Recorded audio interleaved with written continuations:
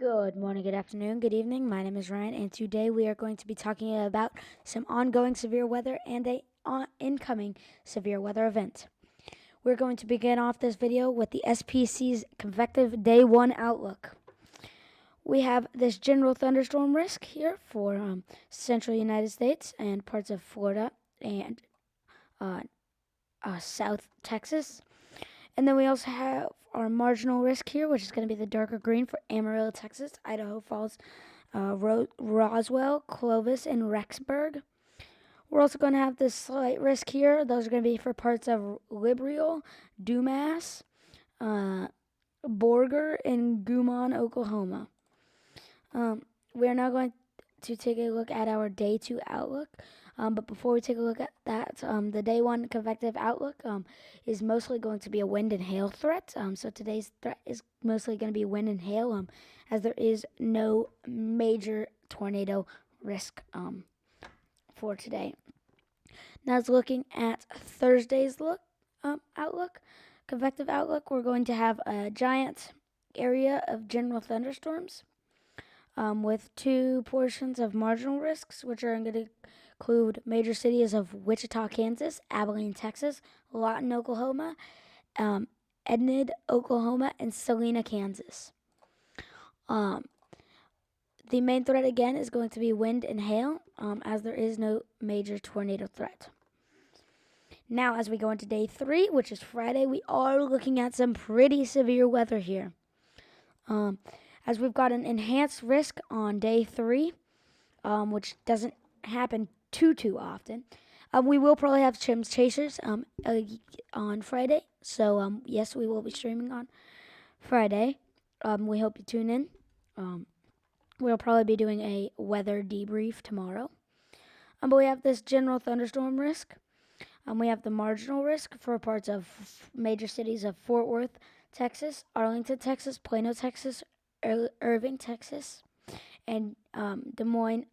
Des Moines. Then we also going to have this slight risk here for Oklahoma City, Kansas City, Omaha, Tulsa, and Wichita. And then we're going to have this enhanced risk for parts of Topeka, Kansas, Lawrence, Kansas, Manhattan, Kansas, Emporia, Kansas, and Junction, Kansas. We will now be taking a look at our convective available potential energy models.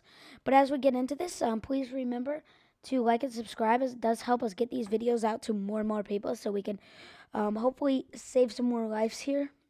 Get this out to more and more people so that they can be informed, be weather aware, make sure that they actually see these weather events coming before they actually happen. So as we go through today, you could As we go through today, you can see we've got one sec. One sec, it's lagging. All right. As we go through today, you can see we've got some scattered cape. As we go into Thursday, things are kind of a little quiet here. We get some pockets of cape there that fire up. But as we go into as we go into Friday, you can see we get that firing of cape up here, up in Kansas, where that enhanced risk is for Friday. Things start to quiet down a little bit. As we're going through again Friday, you can see we have some again cape firing up. You can see we late Friday into early Saturday, we've got around 4,000 joules per kilogram of convective available potential energy up there in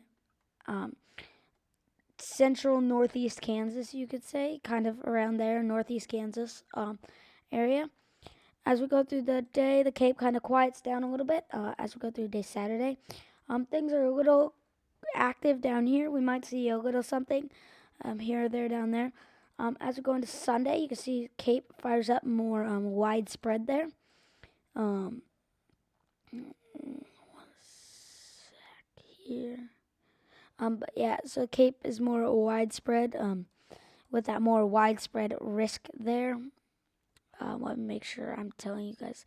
But as we go into Monday here, you can see cape starts to fire up here in central Texas, with around, again, 4,000 or 3,500 joules per kilogram of convective available potential energy. But as that moves along, we get some around 4,000 up here in southern Oklahoma, northern Texas. We get a lot of CAPE there, which is where that main threat for severe weather is going to be on Monday.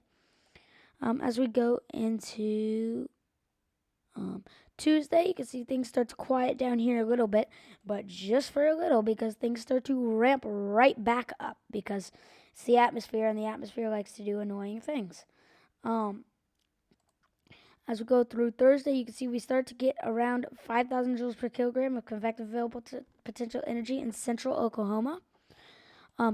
As that moves through, you see things start to quiet down into Tuesday, into Wednesday here, but then things start to fire up again here on Wednesday. You can see how we had that more widespread CAPE there, which is still going to cause that potential for severe weather. And as we go into Thursday, you can see things start to quiet down here a little bit, just a little bit. Give me 1 second. As we start to go into Friday of next week, things start to fire up here again. So we start to, I think we missed a couple slides back here. Yeah. So things start to fire up here again. CAPE becomes more widespread there. With some pretty significant CAPE in northern Oklahoma, northern central Oklahoma. On late Friday is when we start to see that centralized in Oklahoma.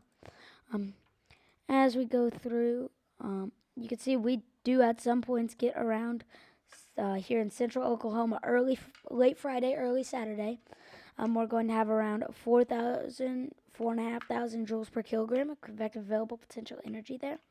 In central Oklahoma, so that's going to be where our main severe weather risk for that time is going to be. As that moves along here, things start to quiet down again during the midday hours of Saturday. Going into Sunday here, you can see things start to ramp up again.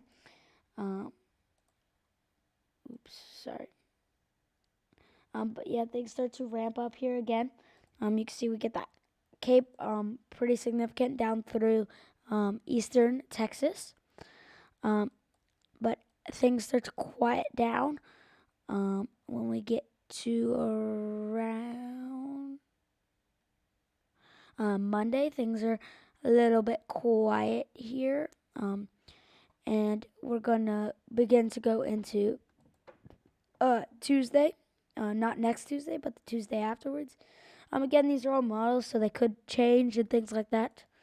But things quiet down here, and that will probably begin to be the end of that weather event, that major, pretty weather event there.